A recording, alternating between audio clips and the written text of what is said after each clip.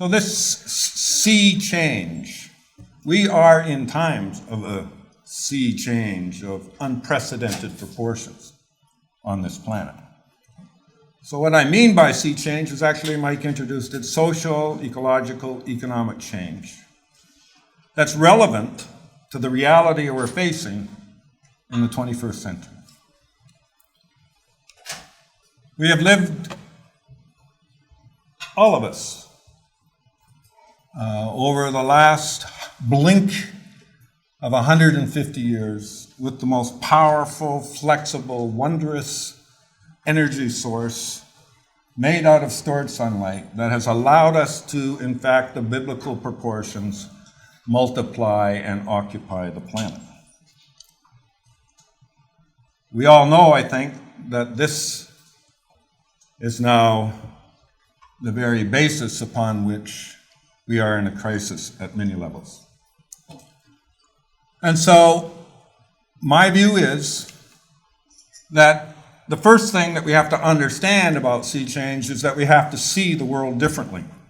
That if we stay with the old assumptions, the old presumptions, we're not going to, in fact, be able to seek in any relevant way strategic pathways that are going to allow us to actually begin to address the fundamental challenges we have.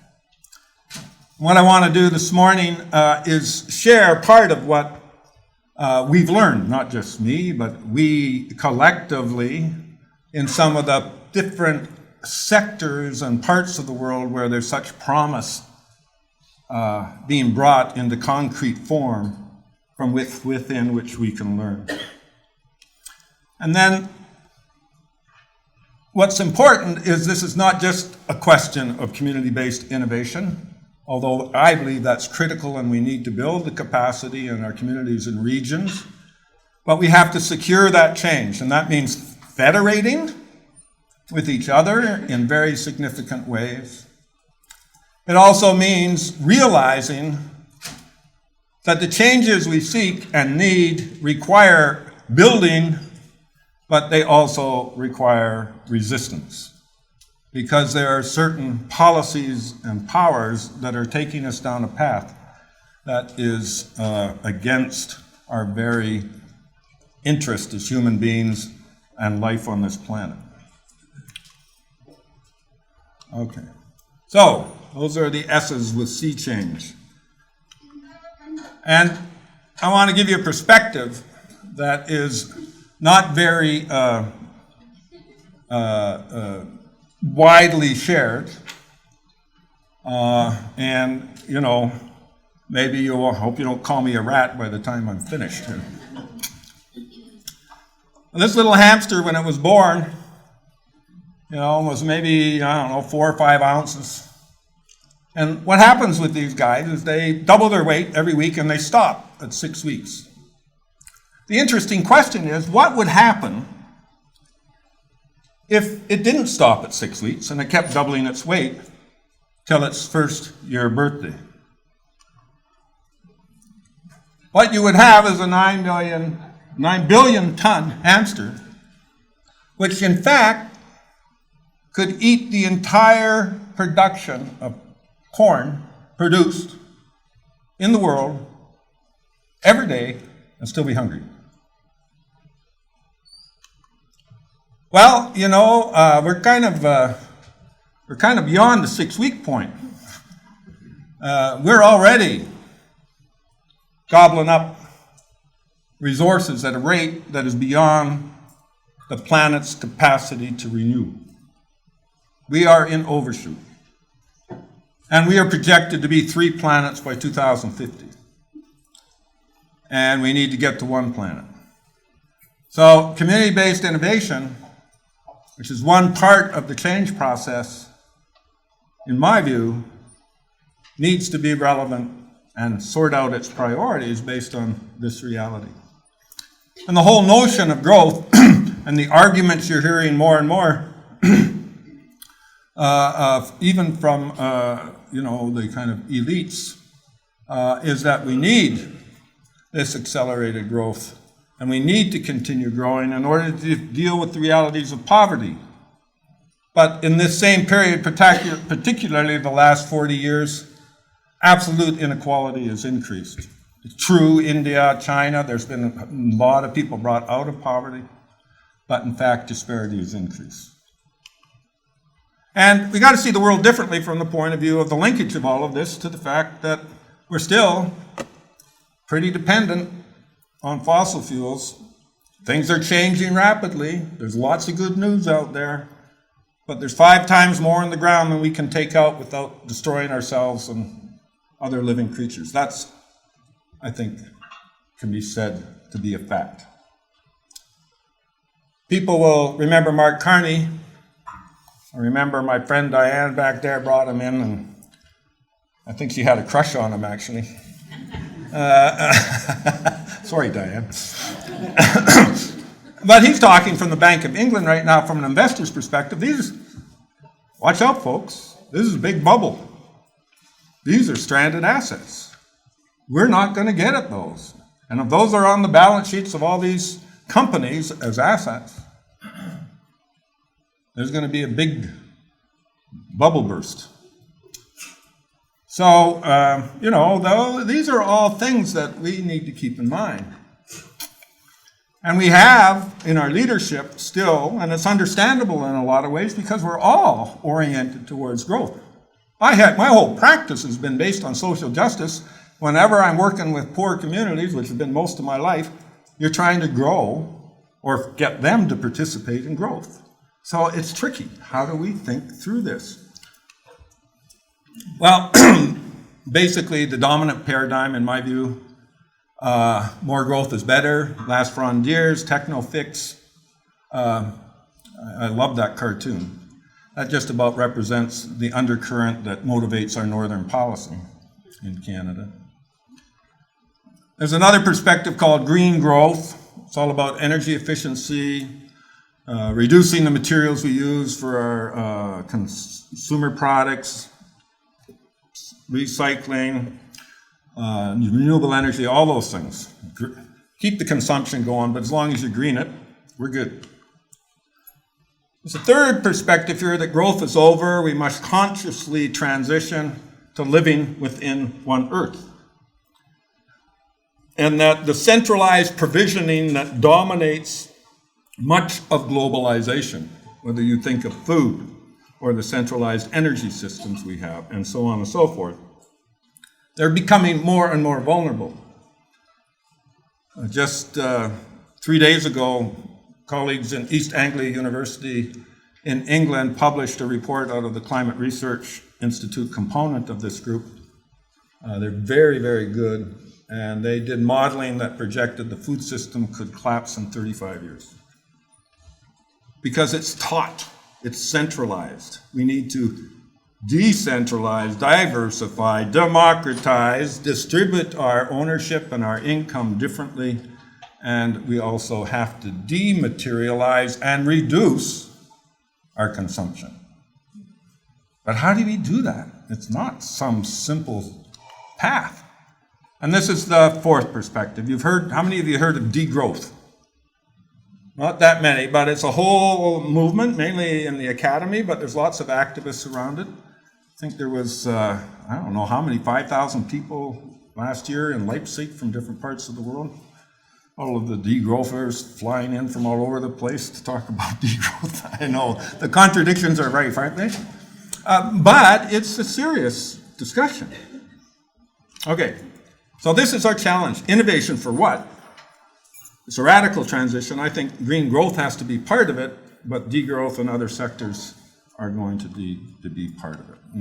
So I want to talk and give you some concrete examples now, having set this context, to talk about, okay, in terms of food, energy, shelter, what are some innovations that are demonstrating in robust ways the ability for us to transition, to, in fact, turn and move in a new direction. So those needs are, you'll hear something about each of those. And then the thing is, the pedagogy of this transition has got to deal with more than one thing at the same time, so we got to become smarter about how we do this.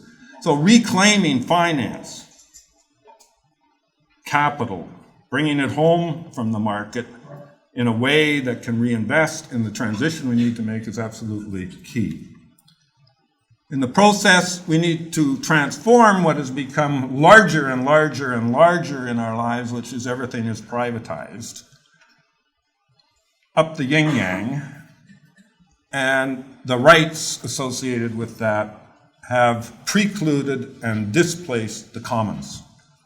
And we need to find ways of bringing capital and land back into a different framework within which then community benefit can have a possibility. And I'm not saying everything about the private sector. You know, I've been president of 2 forestry companies in the mix of my life. I know how business works, but there is a different frame that we need to bring to it.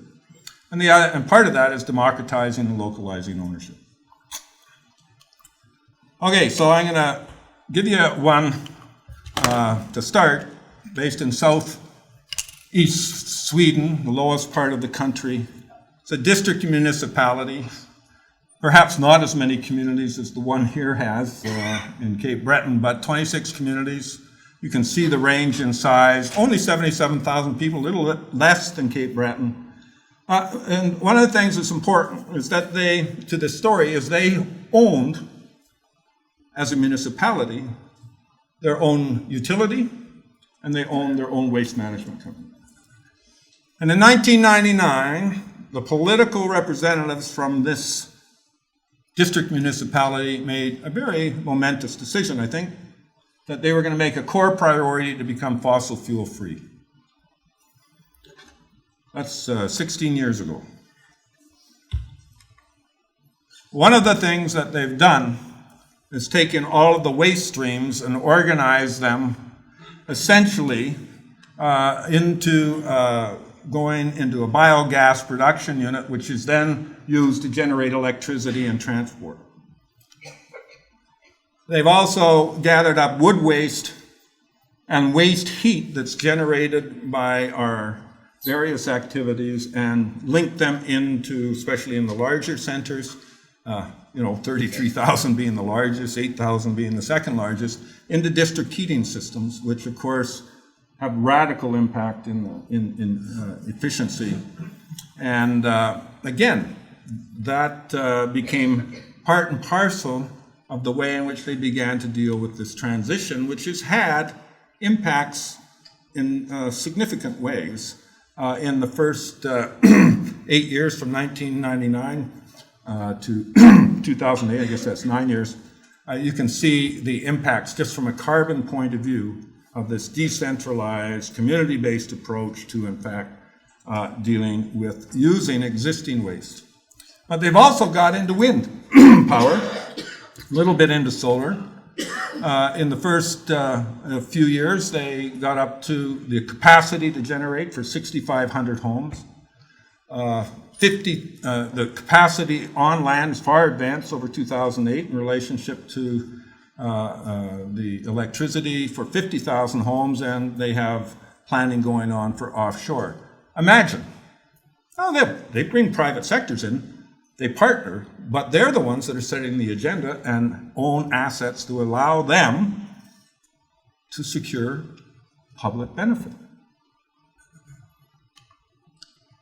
So what are the impacts of this? Well, the impacts are pretty clear. Lower costs for all sectors of the region in terms of their conversion to bioenergy. They're securing clean energy at a lower price. And this is something that not many people realize. I don't know why they don't, because it's really a lot of fun to kind of follow electricity markets around the world and see what's happening. Solar and wind are becoming more competitive than coal, which is the cheapest fossil fuel, to generate electricity in many different markets. That's good news. Although, depending on where you live, it can also be difficult. The other thing that's important to get is the ownership, the democratized ownership of these two utilities. Hard to imagine how, if they hadn't had a capacity to take the surplus revenue they were generating and reinvest it, that they might have had the same success. So, worth thinking about. All right. Let's take a look at some innovations in the shelter area. Burlington, Vermont, a lot closer to here than British Columbia, where I come from. One doesn't think of talking about land reform in the United States. It's not exactly we don't put those things together. We don't put it together in the Canadian context either. What does land reform perhaps mean? And this town, Burlington, was a high amenity community, a lot of pressure from people coming in from upstate New York, to this quaint community. It's 1980, people are getting more and more unable locally to afford the prices and the rents that were going up as a result of this pressure. How many here have heard of Bernie Sanders? He's running against Clinton, right? He's making big waves, too. It's very interesting. He was the mayor. He got elected mayor here. And they tried rent controls to bring it under control. They don't know. They were going to try out something called a community land trust. What a community land trust is essentially do is take land permanently out of the market, putting it under the ownership and stewardship of a multi-stakeholder nonprofit corporation that has a mandate, in this case around affordable housing, to create housing that's affordable in perpetuity. Now, I come from Vancouver. Affordable? That's about the shortest term rise in prices every year you can imagine. I'll tell you a story about that in a minute. But you can see, by capping the land value going up and putting covenants on the lease to whoever the owner is, whether it's a nonprofit or an owner-occupier of a house, you can have big impacts.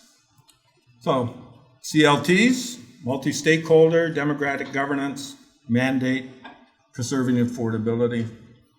There is ownership, it's a blended ownership model, and it's applicable to workspace, it's applicable to community buildings, it's applicable to food, renewable energy. They all take land.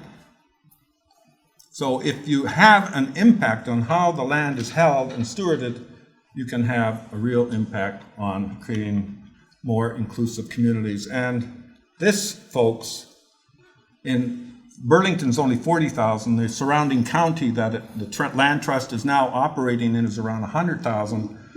25 years, the affordability in a high amenity community has increased by 20% in all of the housing.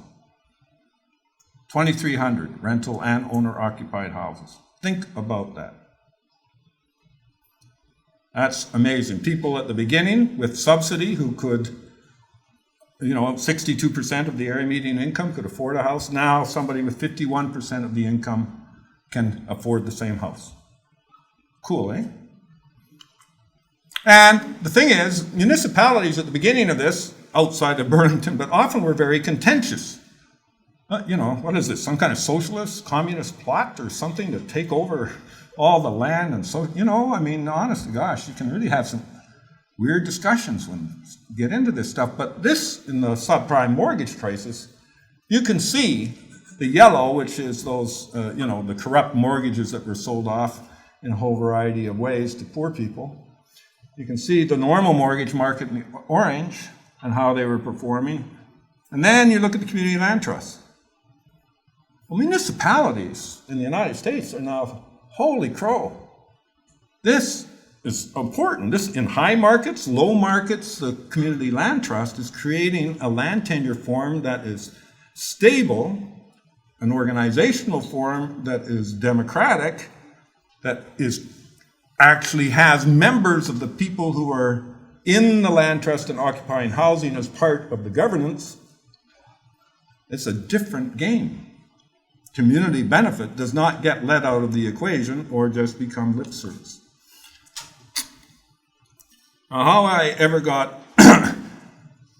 asked to be on the Mayor's Task Force on Affordable Housing in Vancouver. I lived on a farm most of my life, but I've been living there for a while. I don't know, but I sure told them since I got invited that I wasn't going to be necessarily easy to get along with all the time.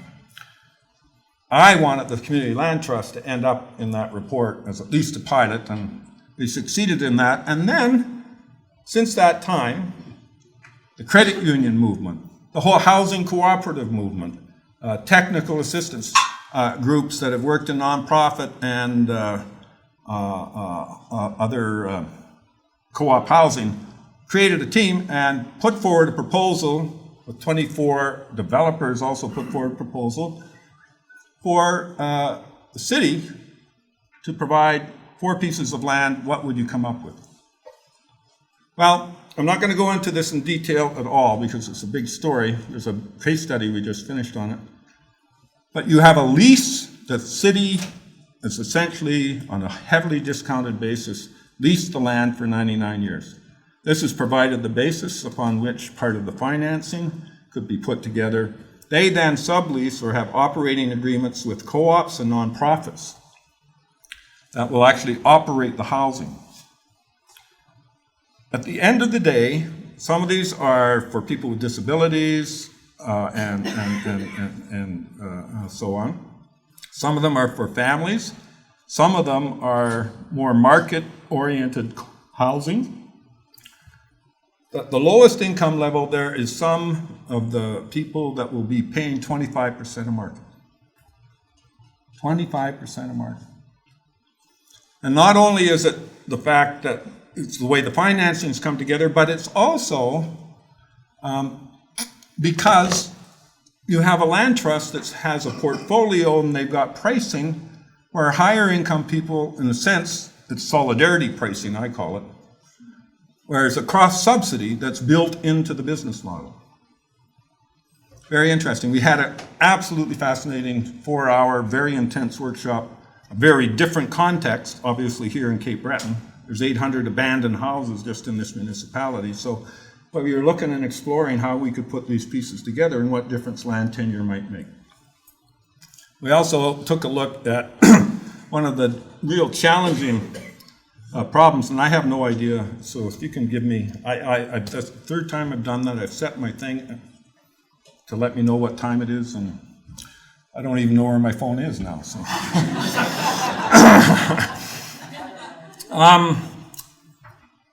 but we were really facing this a couple of days ago around the question of fuel poverty is a big thing here, and this whole question of retrofitting and energy conservation. This is a leaky house. Now, this example I'm going into is out of England. One has to understand there's a lot of leaky houses in England. In fact, it represents 23% of the carbon emissions, at least it did 4 years ago, in the country. Imagine, 23% of the carbon emissions are because of leaky houses. Anyway, we'll come back to these numbers in a minute later. So in Kirklees, there you have it in a nutshell at the top. Municipalities tired of this piecemeal approach. The European Union, though, had done a lot of homework, and they were looking at how can we actually get better penetration and better results in a shorter period of time. And they designed this program based on a lot of research that said they had to have a partnered approach with municipalities. The municipalities had to create a social enterprise that was arm's length, and that a more integrated, systematic, citizen-friendly approach to dealing with the problem had to be dealt with, because there's lots of programs around. Wow, my God, you look at just programs, they all got different applications, and you have to be a friggin' genius, to be able to get the money out. And the thing is, I looked at some of these things. I thank God I don't live in a leaky house, so I don't feel guilty. In fact, I live in a little apartment. I don't hardly have to pay anything. But it's hard. And for poor people, forget it.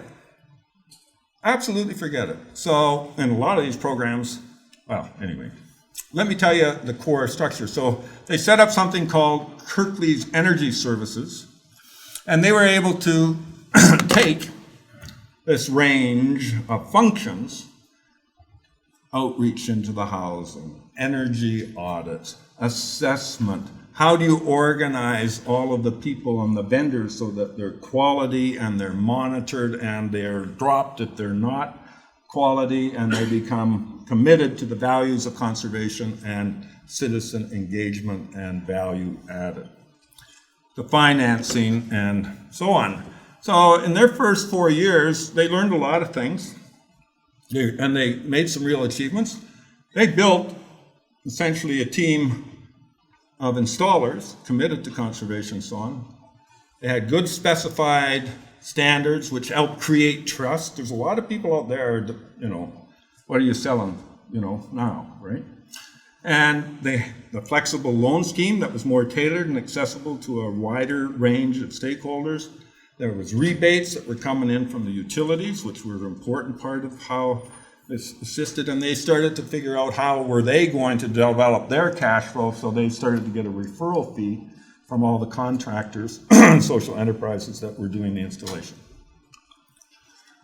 And then there was a program, you may remember this one, David, the Warm Zones program in England, and it was particularly concerned with that how are we going to reach lower income people who are suffering the most as a result of fuel poverty, cold homes, health-related problems, etc. So they accessed the Warm Zones program with all this capacity already in play and expanded it to the whole county. So now we're talking about 500,000 people in the county. The local authorities came up with, a few $1 million. The utility was required to bring in money into these kinds of schemes, and they then leveraged that. Imagine $157 million in 4 years. Now, this is not exactly small scale social enterprise, but it is an integrated system that's federated at the local level and is in a better position to leverage benefits. The results here, better efficiency. Look at the measures, just from the insulation measures. 28 million saved by households annually. Think about that from a community economic development point, right? Some jobs created, good carbon reduction, and not only, yes, now Yorkshire Energy Services is now involved in a range of renewable energy installations that are relevant at the household level as well. What we've done in Canada, of course, we've federally canceled all these programs. We have nothing at the federal level. So here is what happened. 171,000 visited every household, imagine. 127,000 audited, 52,000 retrofitted, all in a 6-year period. In Canada, in that same 6-year period when we had a program, here's what happened. And not bad carbon, but actually when you start, something happened with this slide. It never gave me the actual numbers. But this one here in the blue is around 172,000 of audited. So not that much higher, actually, than Kirklees. But that's the whole country with the federal program. So you go back here, and I can't take you through all these numbers, but as I was interacting with people in Cape Breton getting ready to come out here to do several things, I was so interested. I'd love to get business school to take this and work with people to flesh out the numbers more. But anyway, I won't go into it all in a whole bunch of different pieces, but what I want to tell you is that with this kind of cost, which is low for some households. There was one fellow here who told me in his household he spent $5,000 on oil this year. This thing could be self-financing. The whole thing could be self-financing and reasonable, and you could start putting the pieces together and being able to go to Efficiency Nova Scotia and so on and so forth and really start getting something that could begin to do this. These kinds of approaches, community-based innovation and social enterprise, somewhat larger scale than sometimes we think about, but also directed and focused on the things that may matter the most and have the biggest impact if we can find ways of doing it in a more integrated way. How much time have I got? Okay, 10 minutes? Okay. Well, there's the oil-soaked cafeteria we all depend on, all in a series of graphics there. Very vulnerable one. And in and of itself contributes to greenhouse gases 20% of the world's emissions. So it's a problem. It's also a problem from a vulnerability point of view for communities, wherever we are, and different in different communities. Now, I got to tell you, any of you are interested in food, you got to go see these women up here in the 5th row from Korea. We did a workshop yesterday. I'll tell you, it's inspired. And this, in the Japanese context, is got some parallels with the Saikatsu cooperative movement. But the way this started was a worry about a whole lot of different things. And typically, just as in Korea and in many other places of the world, it was the women that we're thinking about. And really, the women were the backbone of what emerged out of this. And they decided with all these problems, they wanted to, in a direct way, we're talking about a small group of women here at the beginning, develop a relationship with the farmer and be able to guarantee them a fair price. And as the story goes, the farmer says, well, that's fine, I'd like to do that, but you got to guarantee to buy all my production. Well, that became the basis for a partnership, taikai, the colloquial meaning of which is food with a farmer's face on it. This small group's called Han became the foundation for what emerged to have a multifaceted. And one of the things they did in response to that need is they developed a collective purchasing and distribution. You can see on the left there the Hans meeting, you can see a home delivery, you can see a depot, which were many of them volunteer operated for the first several years. And over time, this just took hold, and these grew. And they grew. And there was Hans all over the country to the point now there's 32 counties, prefectures, where there's all kinds of these small groups. But, of course, over time, they federated. They federated around. It was always decentralized at the base, but they always federated up with the functions that could be done at another level. There's now 32 of Saikatsu consumer cooperatives that have emerged out of this, and they federated nationally in the Saikatsu Union Club, and they now have 1.1 billion in sales just in the food sector. They've extended to social care, renewable energy. It's amazing, right? And they have equity inside their system of around $450 million. Imagine. Now get this. Here we have people who on a voluntary basis will put $11 a month into an equity account up to a maximum of $3,500, and they leave it there. They can withdraw it, but imagine the financial stability that creates and the kind of ability to do what's necessary to keep fair price and ecological products at the forefront of the standards they've set. Just to give you one quick idea, that's the number of products you see in a superstore over the course of a year. In the co-op movement, generally, it's a large movement. Their retail would be around 9,000 products. Saikatsu keeps it to 1,600. I think in Korea you're keeping it to about 1,200 right now, but they're all ecologically grown, and they're all guaranteeing fair price. And what does that do? Well, it's a heck of a lot less waste, less carbon, lower costs of inventory, greater efficiency. Hey, that all translates into fairer prices for farmers. So what you've got here is you've got a system where consumers see themselves as co-investors and co-producers of the transformation in the food system. How many of you, including myself, have thought of yourself as a co-investor and co-producer of the changes in the food system we talk about? I'm glad. There's at least two. That's good. That's not so good. We have to change the way we see the world. We have to begin to think of personal and collective responsibility. You're going to be just as vulnerable wherever you live as where I'm going to be. Maybe more. We can't think and put this all on the farmers. Saikatsu. It means living people. That's an invitation. I always thought I was alive, but sometimes when I look at these examples, I think I got a long ways to go. Right? Okay, just one more. Okay. So just to talk about finance a little bit, this is there's a lot of innovations here in Cape Breton that in Nova Scotia that we've aspired to, but I'm just going to give you a very quick one, and this is very local, smaller, but we need all kinds of different types of money operating and mobilized at different levels.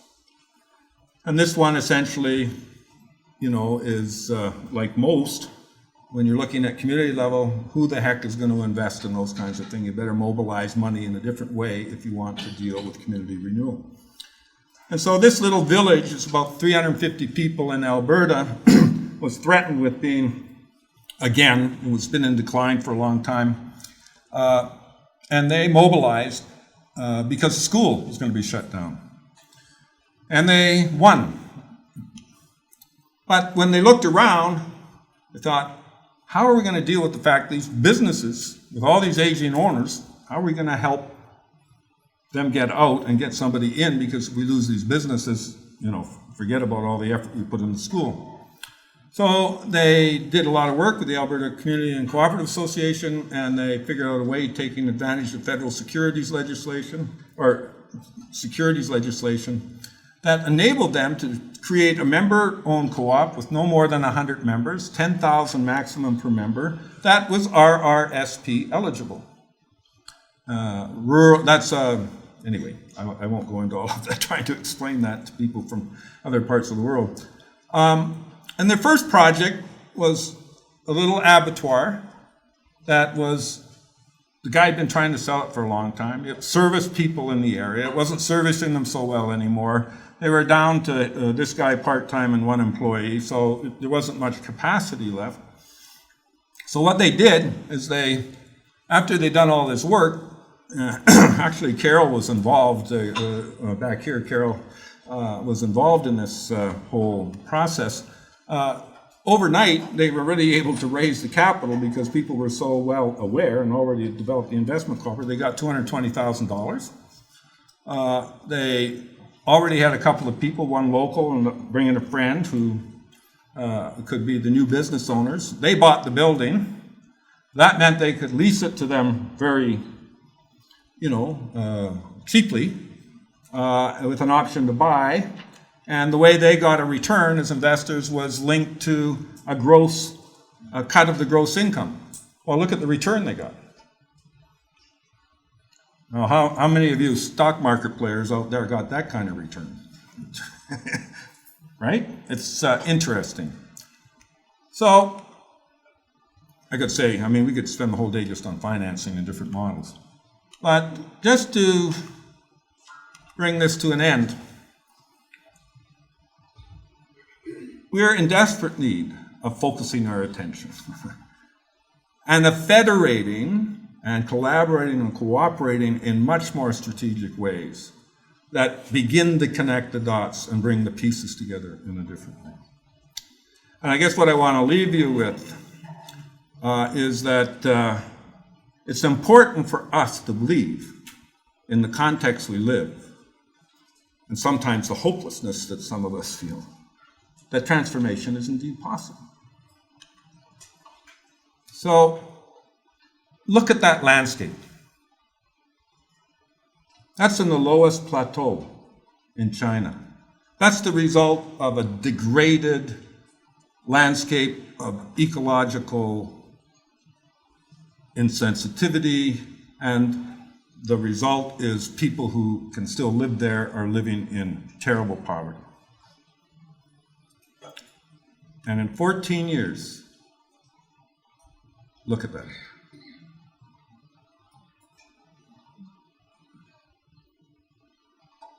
I was doing a piece with a group of environmental scientists and engineers at Simon Fraser University. They didn't even know. This is the biggest permaculture ecological restoration in human history.